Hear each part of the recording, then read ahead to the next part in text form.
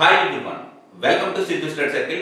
I am Sidhu, faculty of Aptitude and Mental Ability. So friends, మనం reasoning కోర్సులో భాగంగా logical reasoning అనేటువంటి పార్ట్లో డేటా సఫిషియన్సీ అనేటువంటి టాపిక్ గురించి డిస్కస్ చేస్తున్నాం. అండ్ ఇది చాలా ఇంపార్టెంట్ లాజికల్ రీజనింగ్లో. ఆల్రెడీ మనం గత సెషన్స్లో లాజికల్ రీజనింగ్లో ఉన్నటువంటి రిమైనింగ్ పార్ట్స్ అన్నిటి గురించి కూడా మనం వన్ బై వన్ ఒక్కొక్కటి డిస్కస్ చేస్తూ వస్తున్నాం. సో ఈ డేటా సఫిషియన్సీ అంటే ఏంటి, అసలు క్వశ్చన్స్ ఏ విధంగా అడుగుతూ ఉంటారు, ఈ క్వశ్చన్స్ని ఏ విధంగా సాల్వ్ చేయాలనేటువంటిది ఈ సెషన్స్లో బేసిక్ పార్ట్గా చూసేటువంటి ప్రయత్నం చేద్దాం. ఈ ఒక్క వీడియో చూస్తే ఇందులో నెక్స్ట్ వచ్చేటువంటి తర్వాత వీడియోస్లు అన్నింటిలో కూడా మీరు పూర్తిగా ఈ క్వశ్చన్స్ అన్నిటికి కూడా కరెక్ట్గా ఆన్సర్ చేయడానికి అయితే స్కోప్ ఉంటుంది. రైట్, సరే ముందుగా నేను కొంచెం ఇంట్రడక్షన్గా డేటా సఫిషియన్సీ అంటే ఏంటో ఒకసారి చెప్పేటువంటి ప్రయత్నం చేస్తాను.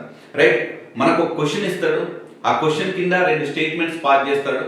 ఈ రెండు స్టేట్మెంట్స్ అనేటువంటిది ఇచ్చినటువంటి క్వశ్చన్స్ కి సఫిషియన్సీగా ఉంటాయా అంటే కరెక్ట్గా సరిపోవా అనేటువంటిది మనం టెస్ట్ చేయాలి. ఇఫ్ ఇన్ కేస్ ఒకవేళ స్టేట్మెంట్ 1 అనేటువంటి సఫిషియెంట్ అయ్యి ఉండి నెక్స్ట్ స్టేట్మెంట్ 2 అనేటువంటిది నాట్ సఫిషియన్సీ అయితే కనుక ఆప్షన్ 1 గాను, లేదు స్టేట్మెంట్ 1 నాట్ సఫిషియన్సీగా ఉండి స్టేట్మెంట్ 2 అనేటువంటి సఫిషియన్సీగా ఉంటే ఆప్షన్ 2 గా తీసుకోవాలి. రెండు స్టేట్మెంట్స్ ఐదర్ ఆర్ అనేటువంటి సందర్భంలో వస్తాయి అంటే ఏదో ఒకటి కనుక సఫిషియన్సీ అయ్యి మిగతాది కనుక అవ్వకపోయినట్లయితే ఐదర్ ఆర్ అంటే ఏదో ఒకటి అన్నట్టు, మిగతావి రెండు అవుతాయి బట్ ఆ రెంట్లలో ఏదో ఒకటి ఐదర్ స్టేట్మెంట్ 1 కావచ్చు లేకపోతే స్టేట్మెంట్ 2 కావచ్చు. ఇలా కరెక్ట్ అవుతే కనుక ఆప్షన్ 3 గాను, లేదు అంటే కనుక రెండు కూడా సఫిషియన్సీగా లేవు, ఇచ్చినటువంటి క్వశ్చన్ కి రెండు స్టేట్మెంట్లు అనేటువంటిది సరిపోలట్లేదు, సఫిషియన్సీగా లేవు, అసలు దానికి సంబంధమే లేకుంటుంటే కనుక ఆప్షన్ 4 గాను, లేదు లాస్ట్ ఫైనల్ గా ఆప్షన్ ఈ అనేటువంటి దాంట్లో ఏంటంటే ఖచ్చితంగా రెండు సఫిషియన్సీగా ఉండాలి. అంటే ఇచ్చినటువంటి క్వశ్చన్ కి స్టేట్మెంట్ 1 స్టేట్మెంట్ 2 రెండింటిని కాంబినేషన్ లో ప్రయత్నం చేస్తేనే మనకు ఆన్సర్ అనేటువంటిది వస్తుందంటే అప్పుడు ఆప్షన్ ఈ అనేటువంటిది మనకు ఆన్సర్ గా తీసుకోవడానికి ఛాన్స్ ఉంటుంది. రైట్, సో మరొకసారి చెప్తున్నాను, ఇందులో క్వశ్చన్ ఉంటుంది, రెండు స్టేట్మెంట్లు ఉంటాయి, ఈ రెండు స్టేట్మెంట్లను ఆధారంగా చేసుకుని ఇచ్చినటువంటి క్వశ్చన్ కి ఆన్సర్ అనేటువంటిది ఫైండ్ అవుట్ చేయాలి. రైట్, సో దానికి సంబంధించినటువంటి కొన్ని బేసిక్ క్వశ్చన్స్ మనం డిస్కస్ చేద్దాం. మీకు ఒక 5 to 6 క్వశ్చన్స్ డిస్కస్ చేస్తే ఆటోమేటిక్ గా దీన్ని ఏ విధంగా సాల్వ్ చేయాలనేటువంటి ఒక అవేర్నెస్ అయితే వస్తుంది. సరే రైట్, మనం క్వశ్చన్ డిస్కస్ చేసేటువంటి ప్రయత్నం చేద్దాం. చూడండి, సో బోర్డు పైన మీకైతే క్వశ్చన్ అయితే కనిపిస్తుంది, ఒకసారి అబ్జర్వ్ చేసేటువంటి ప్రయత్నం చేయండి. సో ఇంత ముందుగా నేను చెప్పినట్టుగా ముందుగా ఒక క్వశ్చన్ ఉంటుంది, తర్వాత రెండు స్టేట్మెంట్లు ఉంటాయని చెప్పాను కదా. సో ఇందులో బైలింగ్వల్ లో కూడా మీకు ఇక్కడ చూడొచ్చు మీరు. First in which year was Rahul Born అని అన్నాడు, అంటే రాహుల్ అనే వ్యక్తి ఏ సంవత్సరంలో జన్మించాడు అన్నాడు. సో అందులో స్టేట్మెంట్స్ ఉన్నాయండి. స్టేట్మెంట్ లో ఫస్ట్ స్టేట్మెంట్ ఏం తెలియజేస్తుందంటే రాహుల్ ఎట్ ప్రజెంట్ ఈజ్ అంటే ప్రజెంట్ ఏజ్ అండి. So present age is 25 years younger to his mother అని అంటుంది. సో అంటే వాళ్ళ యొక్క తల్లి కంటే రాహుల్ ఏజ్ అంటే 25 సంవత్సరాలు తక్కువగా ఉంది, అంటే చిన్నగా ఉన్నాడు అని అంటు. రైట్, నెక్స్ట్ ఇంకేమంటుండు, సెకండ్ స్టేట్మెంట్ ఏం చెప్తుందంటే Rahul's brother who was Born in 1964 is 35 years younger to his mother అని అంటుంది. అంటే రాహుల్ యొక్క బ్రదర్ అంటే అన్న కావచ్చు తమ్ముడు కావచ్చు, తర్వాత మనం ఫైండ్ అవుట్ చేద్దాం. సో రాహుల్ యొక్క బ్రదర్ అంటే 1964లో అతను బోర్న్ అయ్యాడు, జన్మించాడు, బట్ వాళ్ళ తల్లి కంటే 35 సంవత్సరాలు చిన్న అని అంటుండు. అంటే ఇక్కడ ఒకసారి మీరు గమనించండి, స్టేట్మెంట్ 1లో ఏం చెప్తుండు, రాహుల్ అంట వాళ్ళ యొక్క తల్లి కంటే 25 సంవత్సరాలు చిన్న, కానీ రాహుల్ యొక్క బ్రదర్ వాళ్ళ యొక్క తల్లి కంటే 35 సంవత్సరాలు చిన్న అని అంటుండు. అంటే క్లియర్ గా మీరు అర్థం చేసుకోవచ్చు, రాహుల్ యొక్క బ్రదర్ 1964లో కనుక జన్మించినట్లయితే రాహుల్ 35 - 25 అంటే 10 సంవత్సరాలు పెద్దవాడిగా ఉంటాడు, 10 సంవత్సరాలు పెద్దవాడిగా ఉంటాడు. సో కాబట్టి 1964 - 10 చేస్తే 1954 వస్తుంది. రైట్, దీన్ని మనం కొంచెం థియరిటికల్ గా ఎక్స్ప్లెనేషన్ చేసేటువంటి ప్రయత్నం చేస్తాను, ఒకసారి అబ్జర్వ్ చేయండి. సపోజ్ ఇప్పుడు రాహుల్ గురించి మాట్లాడుతున్నా అండి, సింపుల్ గా రాహుల్ గురించి మాట్లాడుతున్నా నేను. సో ఇప్పుడు రాహుల్ యొక్క బ్రదర్ ఏజ్ అంట, రాహుల్ యొక్క బ్రదర్ ఏజ్ ఏ విధంగా ఉందంట, సి ఆర్డర్ వైజ్ గా తీసుకోండి. ఇంతకు నేను ఈ విధంగా తీసుకుంటున్నా, ఈ విధంగా తీసుకుంటే ఇక్కడేమో మనం ఓల్డర్ ఏజ్ వస్తుంది, ఇక్కడేమో యంగర్ ఏజ్ వస్తుంది, అంటే మనం కింద నుంచి పైకి వెళ్తా ఉన్నాం. దాన్ని ఒకసారి మీరు గమనించేటువంటి ప్రయత్నం చేయాలి. సో ఇప్పుడు రాహుల్ ఏజ్ అనేటువంటిది ఈ విధంగా ఉంది, అండ్ వాళ్ళ యొక్క మదర్ ఏజ్ గురించి మాట్లాడుతూ ఉన్నాం. సో మదర్ ఏజ్ గురించి సపోజ్ ఇక్కడ నేను వాళ్ళ యొక్క మదర్ సో వాళ్ళ యొక్క మదర్ ఏజ్ అనేటువంటిది ఈ పార్ట్ లో ఉందనుకుందాం, రైట్. సో ఇప్పుడు ఏమంటుండు, క్వశ్చన్ ఏమంటుండంటే వీళ్ళ యొక్క మదర్ కంటే రాహుల్ ఎన్ని సంవత్సరాలు చిన్న అంటుండు, ఎన్ని సంవత్సరాలు చిన్న, జస్ట్ 25 సంవత్సరాలే చిన్న అంటుండు, రైట్. సో ఒకసారి గమనించేటువంటి ప్రయత్నం చేయండి. వీళ్ళ యొక్క మదర్ కంటే రాహుల్ అనేటువంటి వ్యక్తి 25 సంవత్సరాలు చిన్న, రైట్. అంటే వీళ్ళిద్దరి మధ్యలో గ్యాప్ ఎంత అంటే 25 ఇయర్స్. చిన్న అంటే అర్థం ఏంటంటూ రాహుల్ కంటే వాళ్ళ యొక్క మమ్మీ 25 సంవత్సరాలు పెద్దగా ఉండాలి, రైట్. నెక్స్ట్ రాహుల్ కంటే రాహుల్ యొక్క బ్రదర్ ఒకసారి చూడండి. రాహుల్ యొక్క బ్రదర్ ఇంత 1964 లో జన్మించిందంట. సపోజ్ ఇక్కడ 1964 ఉంది అనుకుందాం. అండ్ క్వశ్చన్ ఏమంటుండు, and is 35 years younger to his mother అని అంటుండు. అంటే అర్థం ఏంటన్నట్టు, సో సింపుల్ గా వీళ్ళ యొక్క మమ్మీ కంటే అంటే వీళ్ళ యొక్క అమ్మ కంటే 35 సంవత్సరాలు చిన్న అంటుండు, రైట్. ఇక్కడ చూడండి, ఇక్కడి నుంచి ఇక్కడికి 35 సంవత్సరాలు అనుకుందాం. 30 సంవత్సరాలు అంటే సింపుల్ గా చెప్పొచ్చు. ఇక్కడ మనం క్లియర్ గా చెప్పొచ్చు ఏమని, వీళ్ళ యొక్క బ్రదర్ ఈయనెవరు మరి, రాహుల్ యొక్క బ్రదర్ అండి. రాహుల్ యొక్క బ్రదర్ 1964 లో ఉన్నటువంటి వ్యక్తి ఎవరంటే రాహుల్ యొక్క బ్రదర్. మరి రాహుల్ యొక్క బ్రదర్ 1964 లో ఉన్నాడు అని అంటే ఖచ్చితంగా వీళ్ళిద్దరి మధ్య డిఫరెన్స్ ఎంత అన్నట్టు 10 ఇయర్స్. అంటే రాహులే పెద్దవాడు. రాహుల్ కంటే ఒక తమ్ముడు ఉన్నాడు అన్నట్టు దీని అర్థం. అంటే ఇక్కడి నుంచి ఇక్కడ గ్యాప్ ఎంత 10 ఇయర్స్ అంటే -10 చేయండి. అంటే రాహుల్ 1954 లో జన్మించిండు అన్నట్టు. సో ఇది రెండు స్టేట్మెంట్లను బేస్ చేసుకొని మనం చెప్పినాం. సో ఇప్పుడు మీకు ఇక్కడ ఆప్షన్స్ కూడా మరొకసారి ఎక్స్ప్లెనేషన్ చేస్తా. 1 alone is sufficient while 2 alone is not sufficient అని అంటుండు. అంటే ఇచ్చినటువంటి ప్రశ్నకి కేవలం ఒకే ఆప్షన్ సమాధానం అయితే అంటే సఫిషియెంట్ గా అవుతాయి, ఆ ఒక్కదాంతో మనం ఆన్సర్ రప్పిస్తే కనుక అప్పుడు ఆప్షన్ 1 అని తీసుకోమంటుండు. లేదు ఆప్షన్ బి లో 2 alone is sufficient while 1 alone is not sufficient అంటుండు. అంటే రెండోది మాత్రమే మనకు సఫిషియెంట్ అయితే మొదటిది కాకుంటే కనుక అప్పుడు ఆప్షన్ 2 అని అంటుండు, లేదా option B. Next option C ఏంటి, ఐదర్ 1 or 2 is sufficient. అంటే ఇచ్చినటువంటి రెండు స్టేట్మెంట్లలో ఏదో ఒక దాని నుంచి ఆన్సర్ వచ్చినా సరే ఆప్షన్ సి అంటుండు. ఏ రెండిట్ల నుంచి ఆన్సర్ రాకపోతే ఆప్షన్ డి అంటుండు. అండ్ లాస్ట్ లో చూడండి, ఖచ్చితంగా రెండు స్టేట్మెంట్లను బేస్ చేసుకుని ఆన్సర్ రప్పించగలిగితే కనుక అప్పుడు మనం ఆప్షన్ ఈ అని చూస్ చేసుకోమంటుండు. కాబట్టి ఇప్పుడు ఆన్సర్ ఏమవుతుంది మరి మనకు ఆప్షన్ ఈ అనేటువంటిది మన యొక్క ఆన్సర్. ఎందుకు చూడండి, ఇక్కడ రాహుల్ ఎట్ ప్రజెంట్ ఏజ్ అంటే రాహుల్ అనేటువంటి వ్యక్తి వాళ్ళ యొక్క మమ్మీ కంటే 20 సంవత్సరాలు చిన్న అని ఇక్కడ చెప్తుండు. అండ్ వాళ్ళ మమ్మీ కంటే వాళ్ళ యొక్క బ్రదర్ 30 సంవత్సరాలు చిన్న అని చెప్తుండు. ఈ రెండింటిని బేస్ చేసుకొని చెప్తున్నాం మనం. ఈ రెండింటిని బేస్ చేసుకుని రాహుల్ యొక్క ఏజ్ ఎంత అనేది ఫైండ్ అవుట్ చేస్తున్నాం. కాబట్టి ఖచ్చితంగా రెండు స్టేట్మెంట్లు అనేది అవసరం, సఫిషియన్సీగా మనం ఉండాలి. కాబట్టి ఆ రెండు స్టేట్మెంట్లు అవసరం కాబట్టి ఆప్షన్ ఈ అనేటువంటిది రైట్ ఆన్సర్ అవుతుంది, రైట్. సో ఈ విధంగా మనం ఫైండ్ అవుట్ చేయాల్సి వస్తుంది. ఇదేం లేకుండా జస్ట్ మనం షార్ట్ కట్ వేలోనే ఆన్సర్ చేయాలి, షార్ట్ కట్ వేలోనే ఇచ్చినటువంటి క్వశ్చన్ మనం షార్ట్ కట్ వేలో ఆన్సర్ చేయాలి అంటే సింపుల్ గా మనం ఏం చెప్తాం మరి, వాళ్ళ యొక్క బ్రదర్ 35 - 25 సో ఈజ్ ఈక్వల్ ఏంటంటే వాళ్ళ ఇద్దరి ఏజ్ లో మాత్రం డిఫరెన్స్ అండి 10 సంవత్సరాలు. అండ్ వాళ్ళ యొక్క బ్రదర్ 1964 లో బార్న్ అయ్యాడు కాబట్టి 1964 నుంచి -10 తీసేస్తే 1954 అవుతుంది. అంటే రాహుల్ 1954 లో జన్మిస్తే వాళ్ళ యొక్క బ్రదర్ 1964 అంటే 1964 లో బార్న్ అయ్యాడు అన్నట్టు. సో సింపుల్ గా ఈ విధంగా కూడా మనం ఆన్సర్ చేయొచ్చు. ఇదంతా చేయాల్సినటువంటి పని కూడా లేదు. బట్ ఈ ఫస్ట్ క్వశ్చన్ కింద బ్రీఫ్ ఎక్స్ప్లెనేషన్ ఎందుకు ఇచ్చామంటే ముందు డేటా సఫిషియన్సీ అనేటువంటి టాపిక్ మనం అర్థం చేసుకోగలగాలి. అంటే ఒక క్వశ్చన్ ఉంటుంది, దాంట్లో రెండు స్టేట్మెంట్లు ఉంటాయి. ఈ రెండు స్టేట్మెంట్లను ఆధారంగా చేసుకుని మనకి ఇచ్చినటువంటి క్వశ్చన్స్ కి ఆన్సర్స్ 1 కానీ 2 కానీ అయితే రెండు కలిపి కానీ రెండు లేకుండా కానీ ఏ విధంగా ఆన్సర్లు వస్తున్నాయి అనేటువంటి దాన్ని బట్టి మన క్వశ్చన్స్ అడుగుతారనేటువంటి విషయాన్ని అయితే గమనించండి, రైట్. సో నెక్స్ట్ క్వశ్చన్ కూడా చూసేటువంటి ప్రయత్నం చేద్దాం చూడండి, right.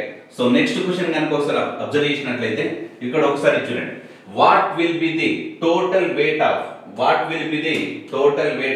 10 poles each of the same weight అని అన్నాడు. అంటే అర్థం ఏంటంటూ 10 స్తంభాలు ఉన్నాయంట, 10 స్తంభాల యొక్క బరువును మనం ఫైండ్ అవుట్ చేయాలి. అయితే ప్రతిది కూడా సమానమైనటువంటి బరువును కలిగి ఉందంట, ప్రతి స్తంభం కూడా సమానమైనటువంటి బరువును కలిగి ఉందంట. అండ్ ఇది క్వశ్చన్ ఇచ్చాడు మనకు. ఇప్పుడు మనకు రెండు స్టేట్మెంట్లను మనం అబ్జర్వ్ చేసే ప్రయత్నం చేద్దాం. ఇక్కడ ఏమంటుండో 1/4 of the weight of each pole is 5 kgs అంట. అంటే అర్థం ఏంటంటూ ఒక పోల్ లోని 4వ భాగం అంటే 5 kg అవుతుంది అని అంటుండు ఫస్ట్ స్టేట్మెంట్ లో. అంటే సెకండ్ దాంట్లో ఏం చెప్తుండో ఒకసారి చూద్దాం. The total weight of 3 poles is 20 kgs more than the total weight of 2 poles అని అంటుండు. అంటే ఏంటన్నట్టు 3 స్తంభాల యొక్క మొత్తం బరువు అనేటువంటిది 2 స్తంభాల యొక్క మొత్తం బరువు కంటే 20 కేజీలు ఎక్కువ ఉంటుందని అంటుండు. ఈ 2 స్టేట్మెంట్లు ఈ విధంగా ఇచ్చిండు. అండ్ మన క్వశ్చన్ ఏం అడుగుతుంది మరి, అయితే 10 స్తంభాల యొక్క బరువు ఎంత ఫైండ్ అవుట్ చేయాలి అని అంటుండు. రైట్. సో ఫస్ట్ స్టేట్మెంట్ నుంచి మనం ఒకసారి గమనించేటువంటి ప్రయత్నం చేద్దాం. ఫస్ట్ స్టేట్మెంట్ ఏం తెలియజేస్తుంది, 1/4 of the weight of each pole is 5 kg అన్నాడు. అంటే అర్థమైందంటే చూడండి, నేను రాస్తున్నాను చూడండి, 1/4 రైట్. ఒకసారి మనం గమనిస్తే 1/4, ఈ 1/4 అనేటువంటిది ఏం తెలియజేస్తుంది, 4th లో 1 పార్ట్ అట 5 kgs ఉందంట, 5 kgs ఉంది. అంటే మొత్తం 4 పార్ట్స్ అనేటువంటిది ఎన్ని kgs ఉండాలి, 20 kgs ఉండాలన్నట్టు దాని అర్థం. అంటే ప్రతి స్తంభం అనేటువంటిది 20 kg ఉండాలన్నట్టు క్లియర్గా తెలుస్తుంది. సో ఈ మరొకసారి చూడండి, 1/4 అనేటువంటిది 5 kgs అయితే 4లో ఒక భాగం అనేది 5 kg అయితే 4 భాగాలు ఏమవుతుంది, 20 kg అవుతుంది. అంటే ఖచ్చితంగా ఒక స్తంభం యొక్క బరువు ఎంత అంటే 20 kgs అని చెప్పొచ్చు. అలా మొత్తం 10 స్తంభాలు ఉన్నాయి కదా, 10 పోల్స్ ఉన్నాయి కదా, మరి 1 పోల్ అనేటువంటి 20 kgs అయితే 10 పోల్స్ అనేటువంటిది ఏమవుతుంది, 200 kgs అవుతుంది. ఇది సింపుల్. అంటే ఇక్కడి నుంచి మనకు ఆన్సర్ వస్తుంది. ఇప్పుడు ఆల్రెడీ 1 పోల్ యొక్క వెయిట్ ఎంత అంటే 20 kgs అని చెప్తున్నాం. అలా మనకి ఎన్ని పోల్స్ ఉన్నాయి, 10 పోల్స్ ఉన్నాయి. అంటే ఎంత అన్నట్టు, 200 kgs అన్నట్టు. అంటే మొదటి స్టేట్మెంట్ నుంచి ఆన్సర్ వస్తుంది. మొత్తం టోటల్ వెయిట్ ఎంత అంటే మనం మొదటి స్టేట్మెంట్ నుంచి ఆన్సర్ ఫైండ్ అవుట్ చేయొచ్చు. అండ్ రెండో స్టేట్మెంట్ ను కూడా ప్రామాణికంగా తీసుకునే ప్రయత్నం చేద్దాం. ఈసారి రెండు స్టేట్మెంట్ ను ఒకసారి చూద్దాం. ఆ రెండు స్టేట్మెంట్ ఏమంటుంది, the total weight of 3 poles is 20 kgs more than the total weight of 2 poles అని అంటున్నాడు. అంటే అర్థం ఏంటన్నట్టు, సో ఇక్కడ నేను రాసిన చూడండి, 3 పోల్స్ లో నుంచి 2 పోల్స్ యొక్క వెయిట్ తీసేస్తే ఎన్ని పోల్స్ ఉంటాయండి, మరి 1 పోలే ఉంటుంది. ఈ 1 పోల్ యొక్క వెయిట్ ఎంత అంటే 20 kgs అన్నాడు, 20 kgs. సరే, ఇక్కడ నుంచి మనకు క్లియర్ గా తెలుస్తుంది 1 పోల్ యొక్క వెయిట్ 20 kgs అయితే మనకు కావాల్సింది ఎన్ని పోల్స్, 10 పోల్స్ కావాలి. మరి 10 పోల్స్ యొక్క వెయిట్ ఏమవుతుంది, 200 kgs అవుతుంది, 200 kgs అవుతుంది. రైట్. సో కాబట్టి క్లియర్ గా సెకండ్ స్టేట్మెంట్ నుంచి కూడా మనం ఆన్సర్ ఫైండ్ అవుట్ చేయొచ్చు. అంటే దీని ప్రకారంగా సెకండ్ స్టేట్మెంట్ అనేటువంటిది కూడా రైట్ ఆన్సరే. అంటే అక్కడి నుంచి కూడా మనం ఆన్సర్ ఫైండ్ అవుట్ చేయొచ్చు. సో మరి ఇప్పుడు చెప్పండి, ఫస్ట్ స్టేట్మెంట్ నుంచి ఆన్సర్ ఫైండ్ అవుట్ చేయొచ్చు, సెకండ్ స్టేట్మెంట్ నుంచి ఆన్సర్ ఫైండ్ అవుట్ చేయొచ్చు కాబట్టి రైట్. సో ఇక్కడ ఈ క్వశ్చన్ ఒకసారి గమనించేటువంటి ప్రయత్నం చేయాలి. కొన్ని లాజికల్ క్వశ్చన్స్ ఉంటాయి, అక్కడికి వచ్చినప్పుడు నేను క్లియర్ గా చెప్తాను వాట్ ఇస్ వాట్ అనేటువంటిది.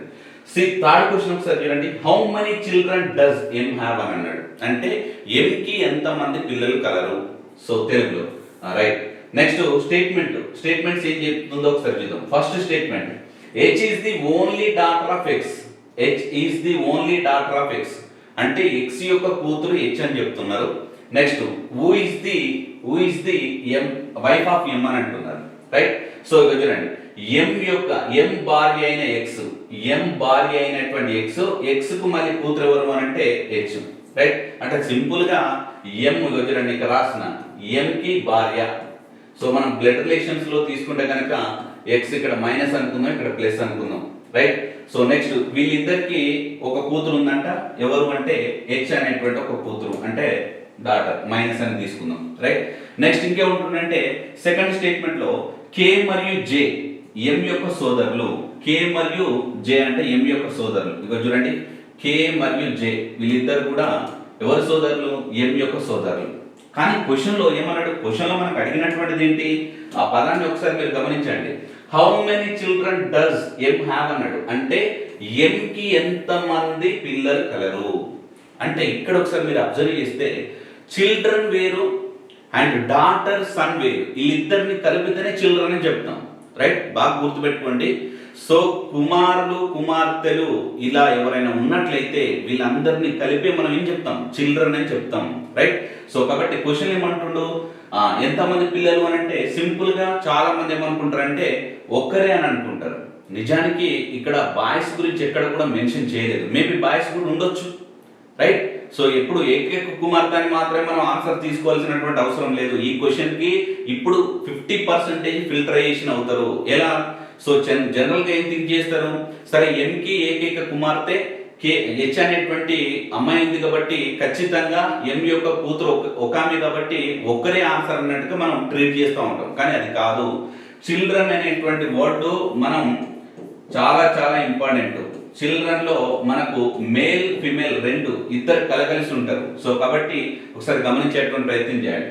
రైట్. సో ఎం భార్య అయిన ఎక్స్ యొక్క ఏకైక కుమార్తె హెచ్, నెక్స్ట్ కే. అసలు ఇది సెకండ్ స్టేట్మెంట్ అయితే అబ్సల్యూట్లీ రాంగ్, దానికి దీనికి అసలు రిలేషన్ లేదు. రైట్. సో సెకండ్ స్టేట్మెంట్ కూడా సఫిషియెంట్ గా లేదు, ఇన్సఫిషియన్సీగానే ఉంది. సో కాబట్టి రెండు కూడా ఇక్కడ ఈ క్వశ్చన్ కి వర్కౌట్ అవ్వట్లేదు. కాబట్టి ఆప్షన్ డి అనేటువంటిది రైట్ ఆన్సర్ అవుతుంది. ఆప్షన్ డి అనేటువంటిది రైట్ ఆన్సర్ అవుతుంది. సో నెక్స్ట్ క్వశ్చన్ ఒకసారి గమనించే ప్రయత్నం చేద్దాం. సో ఫోర్త్ క్వశ్చన్ అండి. ఫోర్త్ క్వశ్చన్ ఒకసారి మనం అబ్జర్వ్ చేస్తే how much was the total sale of the company అని అన్నాడు. రైట్. ఇది కూడా చాలా చాలా ఇంపార్టెంట్. సి చూడండి, ఫస్ట్ 2 క్వశ్చన్స్ కొంత ఈజీగా ఉంటున్నాయి, తర్వాత వచ్చేటువంటి క్వశ్చన్స్ కొన్ని ఆలోచించాలి, లాజికల్ గా థింక్ చేయాలి, అనలిటికల్ గా థింక్ చేయాలి. రైట్. సో ఒకసారి అబ్జర్వ్ చేద్దాం. How much was the total sale of X, సరే సేల్ ఆఫ్ ది కంపెనీ అంటే కంపెనీ యొక్క మొత్తం అమ్మకం ఎంత అని అన్నాడు. రైట్. సో ఇందులో స్టేట్మెంట్స్ ఇచ్చాడు. స్టేట్మెంట్స్ ఏమి ఇచ్చాడు? The company sold 8,000 units of the product A, each costing 25 rupees అని అన్నాడు. అంటే అర్థం ఏంటన్నట్టు, ఏ అనేటువంటి ఒక ఉత్పత్తి ఉందంటే ప్రోడక్ట్, ఇందులో 8,000 యూనిట్స్ ఉన్నాయి. 8,000 యూనిట్స్ లో ఈచ్ వన్ 25 రూపీస్ అని అంటాడు. సో మరి ఏ అనేటువంటి యొక్క మొత్తం అమ్మకాలు, ఏ అనేటువంటి ప్రోడక్ట్ యొక్క మొత్తం అమ్మకాలు ఎంత అంటే 25 into 8 200, నెక్స్ట్ పక్కన 3 zeros. అంటే ఆల్మోస్ట్ మనకి ఇక్కడ ఏ యొక్క ప్రోడక్ట్ మొత్తం వాల్యూ ఎంత అంటే 2 lakhs రూపీస్ అని చెప్పొచ్చు. 2 lakhs రూపీస్ అని చెప్పొచ్చు. అయితే నెక్స్ట్ ఇప్పుడు ఇచ్చినటువంటి స్టేట్మెంట్ 2 చూసేటువంటి ప్రయత్నం చేద్దాం. This company has no other product line. Right. ఇది చాలా చాలా ఇంపార్టెంట్. చాలా మంది ఏమనుకుంటారంటే మొదటి స్టేట్మెంట్ తోటి ఆన్సర్ వచ్చింది కదా అని అనుకుంటారు, కానీ నిజానికి అసలు కంపెనీలో ఎన్ని ప్రోడక్ట్స్ ఉన్నాయనేటువంటి దానికి మనకు తెలియట్లేదు. అసలు ఎన్ని ప్రోడక్ట్స్ ఉన్నాయనేటువంటి ఇన్ఫర్మేషన్ కూడా ఇవ్వలేదు. అయితే ఇన్ఫర్మేషన్ ఎన్ని ప్రోడక్ట్స్ ఉన్నాయనేటువంటిది ఏ స్టేట్మెంట్ నుంచి తెలుస్తుంది? మనకు సెకండ్ స్టేట్మెంట్ నుంచి తెలుస్తుంది. అంటే ఏ అనేటువంటి ప్రోడక్ట్ తప్ప మిగిలినటువంటిది ఏది కూడా లేదు అనేటువంటిది కేవలం సెకండ్ స్టేట్మెంట్ నుంచే తెలుస్తుంది. అంటే సెకండ్ స్టేట్మెంట్ కూడా సఫిషియెన్సీ. ఎందుకు? ఇప్పుడు డేటా సఫిషియన్సీ అనేటువంటి టాపిక్ లో ఖచ్చితంగా ఇచ్చినటువంటి ప్రశ్నకి స్టేట్మెంట్లు అనేటువంటిది సమృద్ధిగా అంటే మొత్తం కూడా కలిగి ఉండాలి అన్నట్టు. సో స్టేట్మెంట్ 1 లో కేవలం ప్రోడక్ట్ ఏ యొక్క సేల్స్ మాత్రమే తెలియజేస్తుంది, కంపెనీ యొక్క మొత్తం సేల్స్ కాదవి. అండ్ స్టేట్మెంట్ 2 ఏం తెలియజేస్తుంది? ఏ అనేటువంటి ప్రోడక్ట్ లో ఉన్నటువంటి సేల్సే కంపెనీ యొక్క మొత్తం సేల్స్ అన్నట్టు చెప్తున్నారు. అంటే స్టేట్మెంట్ 1, 2 అనేటువంటిది రెండు ఇంపార్టెంటే. సో కాబట్టి డేటా సఫిషియన్సీ రెండు కూడా భాగం అవుతున్నాయి. కాబట్టి ఆన్సర్ ఈ అనేటువంటిది రైట్ ఆన్సర్ అవుతుంది. మళ్ళీ మళ్ళీ గమనించండి, చాలా మంది ఏమనుకుంటారంటే స్టేట్మెంట్ 1 లోనే ప్రోడక్ట్ ఏకి సంబంధించినటువంటి టోటల్ వాల్యూ వచ్చింది కాబట్టి అదే టోటల్ మొత్తం సేల్ ప్రైస్ అని అనుకుంటారు. కానీ స్టేట్మెంట్ 2 ఏం తెలియజేస్తుంది? కేవలం కంపెనీలో ఏ అనేటువంటిది మాత్రమే ఉంది, ఇంకా మిగిలిన ఏ ప్రోడక్ట్ లేవు అని అది క్లియర్ చెప్తుంది మనకు. సో కాబట్టి ఈ రెండు కూడా మనకు కరెక్ట్ ఆన్సర్లుగా తీసుకోవాల్సి వస్తుంది. సో కాబట్టి ఈ క్వశ్చన్ 4 నుంచి మనం క్లియర్గా అసలు డేటా సఫిషియన్సీని ఏ విధంగా ఆన్సర్ చేయాలనేటువంటిది కొంతవరకైనా అవేర్నెస్ వచ్చిందని నేను అనుకుంటున్నాను. సో మనం బ్లైండ్గా కేవలం స్టేట్మెంట్ 1 మాత్రమే తీసుకొని దాని నుంచి ఆన్సర్లు వస్తున్నాయి అన్నట్టుగానో, లేకపోతే 2ని తీసుకొని దాని నుంచి ఆన్సర్లు వస్తున్నాయి అన్నట్టుగానో సో ఇలా పైన చేయొద్దు. కొంచెం అనలిటికల్ థింక్ చేసేటువంటి ప్రయత్నం చేయండి. ఇలాంటి టైప్ ఆఫ్ క్వశ్చన్ ఇచ్చినప్పుడు చాలా మంది ఆన్సర్ తప్పు చేయడానికి అవకాశం ఉంటుంది. లాస్ట్ క్వశ్చన్లో కూడా సో పిల్లలు అని అంటే కేవలం గర్ల్స్ బాయ్స్ ఇండివిజువల్ కాకుండా కాంబినేషన్లో తీసుకునేటువంటి ప్రయత్నం కూడా చేయాలి. రైట్. సరే నెక్స్ట్ క్వశ్చన్ చూసేటువంటి ప్రయత్నం చేద్దాం. చూడండి. సో ఇక్కడ ఈ క్వశ్చన్ చూడండి. The last Sunday off March 2006 fell on which date అని అన్నాడు. అంటే 2006వ సంవత్సరం మార్చిలో చివరి ఆదివారం అనేటువంటిది ఏ వారాన్ని సూచిస్తుంది అన్నాడు. రైట్. సో దానికి సంబంధించినటువంటి చూడండి, మార్చి 2006 చివరి ఆదివారం ఏ తేదీన వచ్చింది. ఇందులో ఫస్ట్ స్టేట్మెంట్ ఏం తెలియజేస్తుందో the first Sunday of that month fell on 5th అని అన్నట్టు. సో మనందరికి తెలుసు 5th అనేటువంటిది కనుక సండే అయిందంటే దాని +7 యాడ్ చేసుకుంటూ పోతా ఉంటే ఆ మంత్ లో ఎన్ని సండేలు వచ్చినా మనం తెలియజేయచ్చు. రైట్. సో నెక్స్ట్ ఇంకేమంటాడు? The last day of that month was Friday అని అంటాడు. అంటే నిజానికి మార్చి 2006 అనేటువంటిది నాన్ లీప్ ఇయర్ కాబట్టి మార్చిలో 31, లీప్ ఇయర్ ఉన్న 31 ఉంటుంది, నాన్ లీప్ ఇయర్ ఉన్నప్పుడు 31 ఉంటుంది. So 31st of March is ఏమంటుండు? The last day of that month was Friday అని అంటుండు. అంటే 31st మార్చ్ 2006 అనేటువంటిది ఫ్రైడేగా తీసుకొని అందులో ఉన్నటువంటి డేటు సరిపోలుస్తుందో లేదా అనేటువంటి చూసుకోవాలి. నేను ఫస్ట్ స్టేట్మెంట్ తీసుకునేటువంటి ప్రయత్నం చేస్తున్నా, ఒకసారి గమనించండి. First statement, the first Sunday of that month fell. అంటే మనం 2006 అనేటువంటి ఇయర్ లో ఉన్నాం, అందులో మార్చ్ అనేటువంటి మంత్ గురించి డిస్కస్ చేస్తున్నాం, రైట్? సో ఇందులో క్లియర్ గా మనకి ఏం చెప్పాడు, ఇందులో మనకు the first Sunday of that month fell on 5th అన్నాడు. అంటే 5th డేట్ రోజు అంటే సండే. నెక్స్ట్ +7 యాడ్ చేయండి, అన్నిటికీ +7 యాడ్ చేస్తే +7 యాడ్ చేస్తే 12 వస్తుంది. ఇక్కడ కూడా 12th కూడా సండే. +7 యాడ్ చేస్తే 19, ఇక్కడ కూడా సండే. నెక్స్ట్ +7 యాడ్ చేస్తే 26, ఇక్కడ కూడా సండే. అంటే ఇక్కడ ఒకసారి గమనించండి, +7 యాడ్ చేసే అవకాశం ఉందా? 33కి వెళ్తుంది, 31 డేస్ మాత్రమే ఉంటాయి. కాబట్టి క్లియర్గా ఇక్కడ మనం ఫైండ్ అవుట్ చేయొచ్చు, 26th డేట్ అనేటువంటిది సండే. అంటే లాస్ట్ సండే అనేటువంటిది ఏ డేట్ రోజు వస్తుంది? 26th డేట్ రోజు వస్తుంది, రైట్? ఇది స్టేట్మెంట్ 1 నుంచి అండి, స్టేట్మెంట్ 1 నుంచి. నెక్స్ట్ స్టేట్మెంట్ 2 నుంచి తీసుకునేటువంటి ప్రయత్నం చేద్దాం. చూడండి, మరి స్టేట్మెంట్ 2లో ఏం తెలియజేస్తుంది? సో 31st అనేటువంటి డేట్ అనేటువంటిది ఏంటంటే సండే అంటున్నాం. మరి 31st అనేటువంటిది సండే అయితే కనుక దీనికి మళ్ళీ మనం ఫ్రైడే రోజు, సరే ఫ్రైడే అంటుంది కదా, 31st. ఒకసారి 31st అనేటువంటిది ఆ చివరి మంత్ లోని చివరి రోజు అనేటువంటిది ఫ్రైడే అంటుండు, ఫ్రైడే, రైట్? సో ఇప్పుడు మనం తగ్గించుకుంటూ రావాలన్నట్టు. సో బేసికల్ గా ఈ ఫ్రైడేని మనం ఏం తీసుకుంటాం అంటే 5 గా తీసుకుంటాం, రైట్? సో అంటే ఇన్ జనరల్ గా మనం ఒకవేళ క్యాలెండర్ కనుక మీరు వినుంటే కనుక దీని యొక్క కోడ్ ఎంత అంటే 5 గా తీసుకుంటాం, రైట్? ఒకవేళ -5 అనేటువంటిది కనుక చేసినాం అనుకోండి, అప్పుడు ఏమవుతుంది?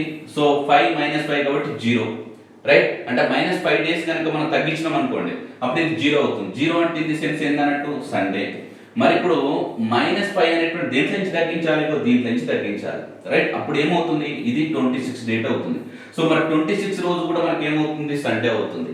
అంటే స్టేట్మెంట్ 2 నుంచి కూడా ఆ మంత్ లోని చివరి ఆదివారం ఏ తేదీన వస్తుంది అంటే 26వ తారీఖు అని మనం స్టేట్మెంట్ 2 నుంచి చెప్పొచ్చు, స్టేట్మెంట్ 1 నుంచి కూడా చెప్పొచ్చు, రైట్?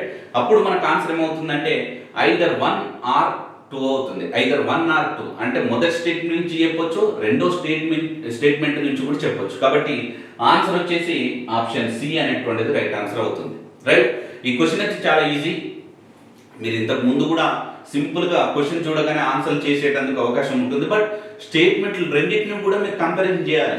అంత మాత్రం చేత స్టేట్మెంట్ 1 నుంచి వచ్చింది కదా అని చెప్పేసి ఆన్సర్ 1 అనేటువంటిది మనం క్లిక్ చేయొద్దు. సో స్టేట్మెంట్ 2 అనేటువంటి దాన్ని కూడా ప్రామాణికంగా తీసుకొని అప్పుడు రెఫరెన్స్ లో ఏ రెండు వర్కౌట్ అవుతున్నాయి అనేటువంటిది చూసుకొని అప్పుడు ఆన్సర్లు మనం చేయడానికి ప్రయత్నం చేయండి, రైట్? సో నెక్స్ట్ క్వశ్చన్ కూడా చూసేటువంటి ప్రయత్నం చేద్దాం. సో ఈ క్వశ్చన్ లో ఒకసారి అబ్జర్వ్ చేయండి. What is the code for sky in the code language అని అన్నాడు. అందులో స్టేట్మెంట్స్ 2 ఇచ్చాడు. In the code language sky is clear, దీని ఏ విధంగా రాశారంట? ఈజ్ రిటన్ యాజ్ DERAFA గా రాశారు, right? Next in the same code language make it clear is written as DEGAJO గా రాశారు. అయితే మనకు సబ్స్టిట్యూషనల్ కోడింగ్ తర్వాత వచ్చేటువంటి లాంగ్వేజ్ కోడింగ్ లో, సో దీని ఇప్పుడు లాంగ్వేజ్ కోడింగ్ అని అంటాం మనం, కోడింగ్ అండ్ డికోడింగ్ లో ఉంటుంది. ఈ లాంగ్వేజ్ కోడింగ్ గురించి చాలా అత్యద్భుతంగా నేర్చుకున్నాం. అందులో మనకి ఇచ్చినటువంటి ఏదైతే వర్డ్స్ ఉన్నాయో ఆ కామన్ ఉండేటువంటి కోడ్స్ ఉంటాయి చూడండి, ఆ రెండింటిని మనం అంటే ఆ రెండింటిని పికప్ చేస్తూ ఆ కామన్ ఉండేటువంటి కోడ్ అనేటువంటిది వస్తుంది. అంటే దాని అర్థం ఏదో ఒకసారి చూద్దాం. ఇప్పుడు స్కై ఇస్ క్లియర్ లో మేక్ ఇట్ క్లియర్ లో రెండిట్లలో కామన్ ఉన్నటువంటి వర్డ్ ఏంటి? మరి మనకు కామన్ ఉన్నటువంటిది ఏంటంటే ఇక్కడ క్లియర్ అనేటువంటిది ఉంది, ఇక్కడ క్లియర్ ఉంది. అంటే ఈ రెండిట్లలో కూడా కామన్ ఉన్నటువంటిది ఏంటి? సో చూద్దాం చూడండి, ఇక్కడ డి ఉంది, ఇక్కడ డి ఉంది. అంటే దీని అర్థం ఏంటన్నట్టు సింపుల్ గా మనకు క్లియర్ అనేటువంటి ఈ వర్డ్ కి కోడ్ ఏమవుతుందంటే డిఏ అవుతుంది. ఇది తప్ప ఇంకోటి లేదు ఇంకా. ఎందుకంటే కామన్ గా ఇక్కడ క్లియర్ ఉంది, ఇక్కడ క్లియర్ ఉంది, ఇంకా వేరే కామన్ వర్డ్ లేదు, అండ్ ఇక్కడ కామన్ లాంగ్వేజ్ కోడ్ కూడా లేదు. కాబట్టి స్కై అనేటువంటి మనకేమడిగింది మరి? What is the code for sky అన్నాడు. మరి స్కైకి మ్యూచువల్ లేదా కామన్ కోడ్ అనేటువంటిది లేదు. సో లేదు కాబట్టి ఆన్సర్ ఏమవుతుంది మరి మనకు? సింపుల్ గా ఇచ్చినటువంటి 2 స్టేట్మెంట్ల నుంచి కూడా మనం ఆన్సర్ ఫైండ్ అవుట్ చేయలేకపోతే, 2 స్టేట్మెంట్లు కూడా సఫిషియన్సీగా లేకపోతే ఆప్షన్ డి అనేటువంటిది కరెక్ట్ ఆన్సర్ అవుతుంది, రైట్? సో ఒకవేళ అలా కాకుండా what is the code for clear అన్నాడు అనుకోండి, what is the code for clear అన్నాడు అనుకోండి, అప్పుడు మనం సింపుల్ గా రెండిట్ల నుంచి కూడా ఆన్సర్ రాబడుతున్నాం కాబట్టి అప్పుడు ఆప్షన్ ఈ అవుతుంది. సో కాబట్టి అది ఒకసారి మీరు గమనించే ప్రయత్నం చేయండి, రైట్. సో నెక్స్ట్ క్వశ్చన్ చూసేటువంటి ప్రయత్నం చేద్దాం.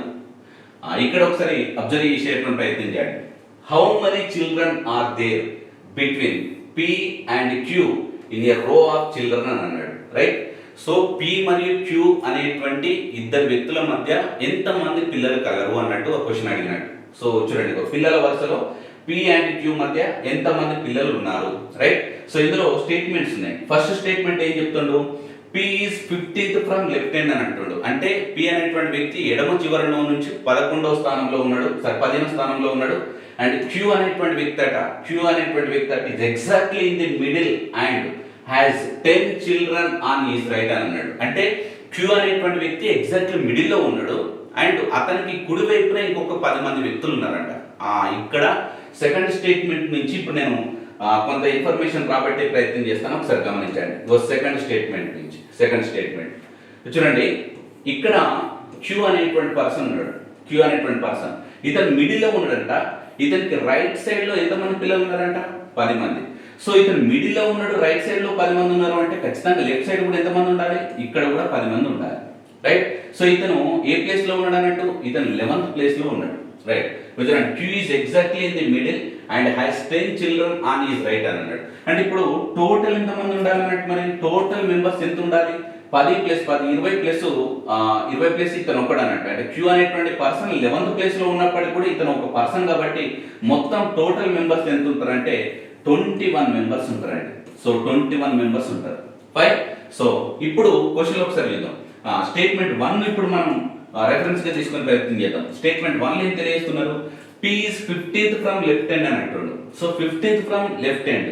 సో మొత్తం కూడా ఇక్కడ నుంచి 10 మంది ఉన్నారు, ఇతను 11th ప్లేస్ లో ఉన్నాడు, రైట్. ఇక్కడ మళ్ళీ మీకు ఇంకోటి రాసి ఉంచండి. సో ఇక్కడ వరకేమో 10 మెంబర్స్ ఉన్నారు. నెక్స్ట్ ఇక్కడనేమో క్యూ అనేటువంటి పర్సన్ ఉన్నాడు. నెక్స్ట్ ఇక్కడనేమో పి అనేటువంటి పర్సన్ ఉండాలి, రైట్. ఈ విధంగా మీకు గమనించే ప్రయత్నం చేయండి. ఇప్పుడు ఈ క్యూ అనేటువంటి పర్సన్ ఏ ప్లేస్ లో ఉన్నాడు, ఇతను 11th పొజిషన్ లో ఉన్నాడు. కానీ ఈ పి అనేటువంటి పర్సన్ ఎడమ వైపు నుంచి ఎన్నో ప్లేస్ లో ఉన్నాడు, 15వ ప్లేస్ లో ఉన్నాడు, రైట్. సో మధ్యలో ఎవరెవరు ఉంటారు, మళ్ళీ మధ్యలో 12, 13, 14 అంటే కేవలం 3% ఉంటారు. లేదు మనం షార్ట్ కట్లతో కనుక మెయింటైన్ చేయాలంటే 15 - 11 చేసి -1 చేయాలి. ఎందుకంటే అందులో ఎవరో ఒకరిని మనం లెఫ్ట్ నుంచి రైట్ సైడ్ నుంచి క్యాల్కులేట్ చేసేటప్పుడు వాళ్ళని తప్ప మిగిలిన వాళ్ళని క్యాల్కులేట్ చేయాలి. కాబట్టి ఒకవేళ డైరెక్ట్ ఆన్సర్ చేయాలంటే 15 - 11 అని పెట్టి -1 చేస్తే ఆ మిడిల్ లో ఉన్నటువంటి పర్సన్స్ వస్తారు మనకు సింపుల్ గా. అంటే 15 నుంచి 11 అంటే 4 నుంచి 1 తీసేస్తే ఎంత అంటే 3. అంటే టోటల్ ఎంతమంది ఉన్నారు అన్నట్టు 3 మెంబర్స్ ఉన్నారు. కానీ ఈ క్వశ్చన్ ఒకసారి అబ్జర్వ్ చేయండి. ఇప్పుడు how many children are there between P and Q అన్నాడు. సో పి అండ్ క్యూ మధ్యలో ఎంతమంది ఉన్నారు అని మన క్వశ్చన్ లో ఆన్సర్ ఫైండ్ అవుట్ చేయాలంటే దీనికి స్టేట్మెంట్ 1 ఉపయోగపడుతుంది, స్టేట్మెంట్ 2 అనేటువంటిది కూడా ఉపయోగపడుతుంది, అవునా కదా. సో మనం స్టేట్మెంట్ 2 నుంచి ఆ మిడిల్ ఆఫ్ ది పర్సన్ అంటే టోటల్ పర్సన్స్ ఎంతమంది అనేటువంటిది మనం ఫైండ్ అవుట్ చేసాం. అండ్ స్టేట్మెంట్ 1 నుంచి ఏం తెలియజేస్తుంది, ఇంతకు క్యూ అనేటువంటి పొజిషన్ 11th పొజిషన్ లో ఉన్నాడు కాబట్టి లెఫ్ట్ సైడ్ నుంచి 15th ప్లేస్ లో పి అనేటువంటి పర్సన్ ఉన్నాడు కాబట్టి వాళ్ళిద్దరి మధ్యలో ఎంతమంది వ్యక్తులు ఉన్నారు అనేటువంటిది క్లియర్ గా తెలుస్తుంది. సో కాబట్టి ఇప్పుడు మనకి ఇచ్చినటువంటి క్వశ్చన్ కి స్టేట్మెంట్ 1 స్టేట్మెంట్ 2 రెండు కూడా సఫిషియన్సీగా ఉన్నాయి కాబట్టి అప్పుడు ఆన్సర్ అనేటువంటిది మనకు ఈ అనేటువంటి ఆన్సర్ అనేటువంటిది సరిపోతుంది, రైట్. సో ఈ విధంగా క్వశ్చన్స్ కి ఆన్సర్ చేయాల్సి ఉంటుంది.